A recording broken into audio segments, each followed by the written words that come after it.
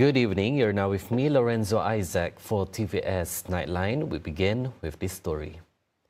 A student death tied to a suspected electric shock triggers an immediate probe into campus safety standards. Minister for Women, Childhood and Community Wellbeing Development Minister Datuk Sri Fatimah Abdullah demands rigid adherence to safety protocols to prevent further loss of life. Schools and hostels are urged conduct immediate inspections of electrical wiring systems to eliminate short-circuit risks.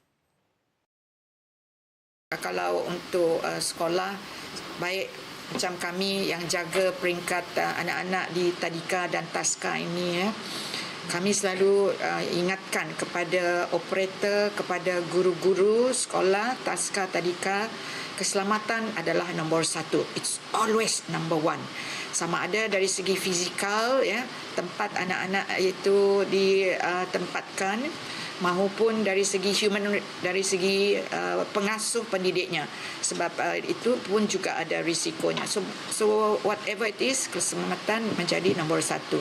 Previously, a routine evening prayer preparation turned tragic in Daro when a Form 4 student died, while another suffered serious injuries during ablution following a suspected electrocution. Matu Daro District Police Chief DSP Rahim Mihos confirmed the incident that took place at 8 p.m. last night, involving 3 students.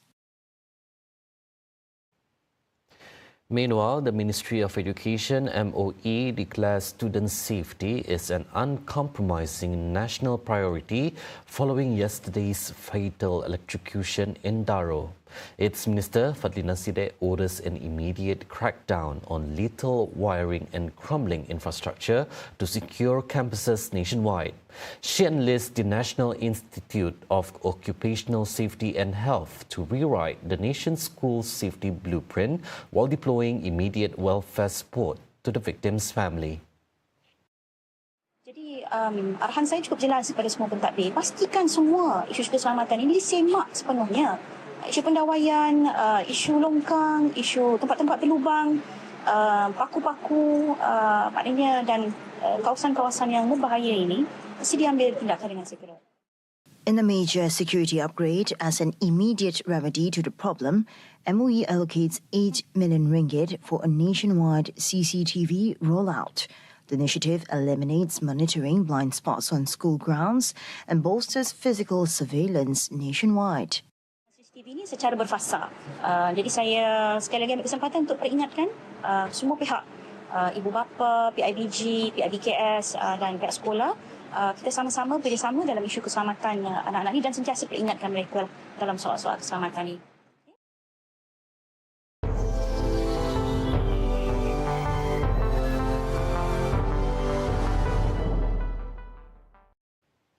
A volatile naval clash in the Persian Gulf shatters hopes for an immediate peace deal, even as President Trump claims a shaky truce remains in effect. U.S. Central Command confirms Iranian missiles, drones and swarm boats targeted 3 U.S. destroyers overnight, triggering a lethal American retaliation against land bases in Iran. President Trump issues a grim ultimatum, vowing to unleash total destruction if Tehran rejects a permanent peace accord. Iranian state media rejects Washington's account, claiming military forces fired missiles only after an unprovoked attack on an Iranian tanker. Trump counters that U.S. forces dealt great damage to Iranian targets following the assault on American naval destroyers. In Washington, the president dismisses the skirmish as a trifle, but warns that any further provocation will result in a catastrophic military response. Yeah, it is. They trifled with us today. We blew them away. They trifled. I call that a trifle. I'll let you know when there's no ceasefire. You won't have to know. If there's no ceasefire, you're not going to have to know. You're just going to have to look at one big glow coming out of Iran. At the United Nations, Iran defends its maritime actions as legal, accusing the U.S. of fueling regional instability.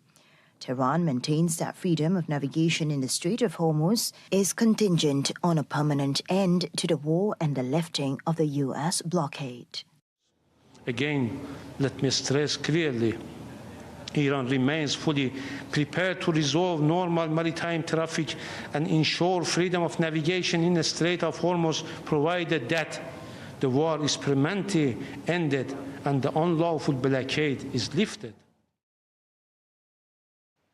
At the same time, ASEAN leaders welcomed the ceasefire agreement between the US and Iran, urging all parties to fully uphold the deal and avoid actions that could further escalate tensions in West Asia. The call was made in a statement adopted at the 48th ASEAN Summit, with leaders stressing the need for restraint, dialogue, and diplomacy to maintain regional stability. ASEAN also expressed strong support for restoring safe and uninterrupted passage through the Strait of Hormuz, a key global shipping route. The bloc voiced concern over unilateral or discriminatory actions that could disrupt maritime traffic in the area. Leaders urged all parties to ensure the safety of vessels and seafarers and to guarantee continuous transit in accordance with international law, including the 1982 United Nations Convention on the Law of the Sea, or UNCLOS.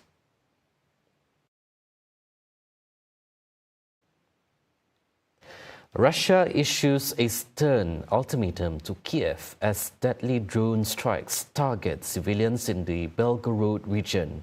The Kremlin warns of an inevitable retaliatory blow against Ukrainian decision-making centers if Victory Day celebrations are disrupted. Russia's Foreign Ministry spokesperson Maria Zakharova made a stern statement if Kiev decides to strike. RT correspondent Kozarev has the report.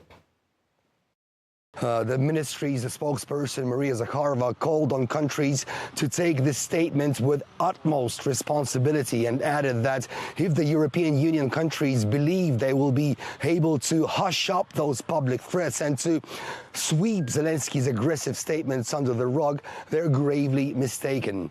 The Russian Foreign Ministry urges the authorities of your country, the leadership of your organization, to ensure the early evacuation of the personnel of diplomatic and other missions from Kiev, as well as citizens, in connection with the inevitability of a retaliatory strike by the armed forces of the Russian Federation against Kiev, including decision-making centers, in the event that the Kiev regime implements criminal terrorist plans during the Great Victory celebrations.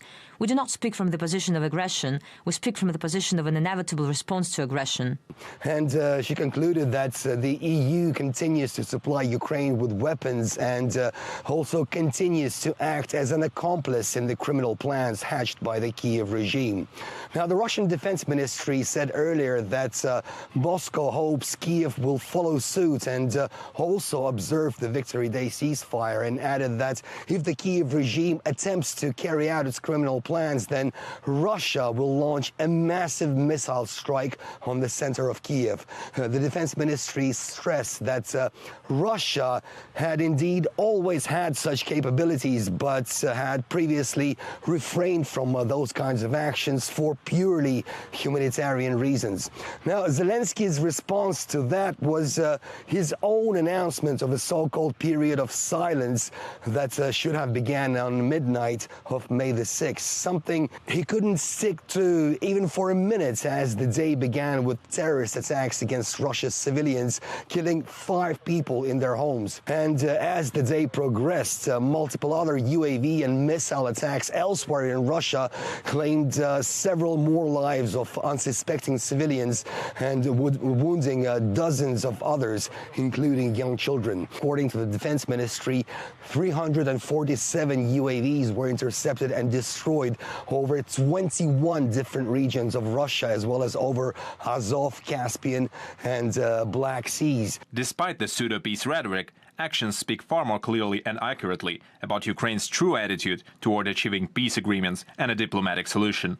Therefore, this is a clear challenge and a clear attempt to demonstrate its complete unwillingness to end the conflict by any peaceful means. Now, despite all that, Moscow has not rescinded its Victory Day ceasefire offer that's set to start on the 8th of May and last for 2 days. But Kiev's actions and, outright deceitful behavior shows time and again that due to a complete lack of success on the battlefield, they will continue their policy of terrorism against Russian civilians.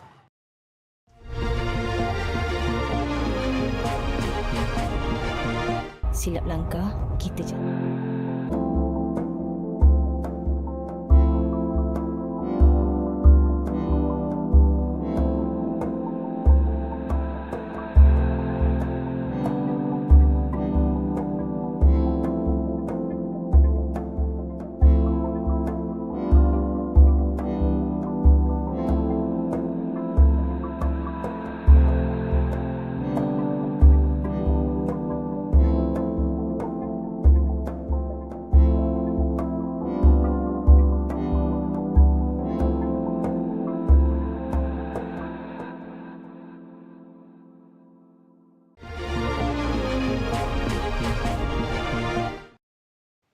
Welcome back.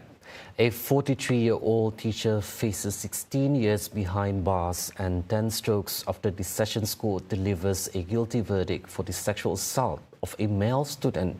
The Sessions Court rules the prosecution successfully proves the case beyond reasonable doubt.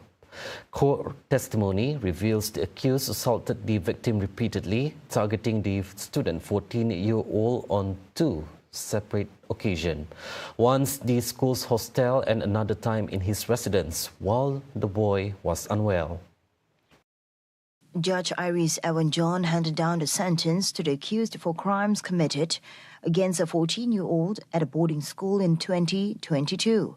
The abuse surfaced in November 2023, only after the victim confides in his father that triggered immediate arrest.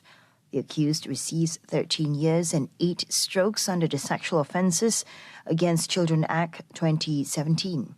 He incurs an additional 3 years and 2 strokes for further offences. This conviction follows a separate 15-year sentence last October for the sexual assault of another 16-year-old student. The Ministry of Health, MOH, launches close surveillance on the hantavirus as global infection reports trigger a medical alert. Minister Datuk Seri Dr. Zulkifli Ahmad confirms a virus outbreak on a neighbouring cruise ship remains under control, with no Malaysian casualties reported. As such, Zulkifli vows uninterrupted vigilance as border defences and the national health system hit maximum readiness. He also warns the rodent-borne virus carries a lethal threat, with mortality rates surging as high as 40%. While monitoring efforts are ongoing, the public must remain calm while enforcing strict preventative measures, citing the total absence of a specific cure for the infection.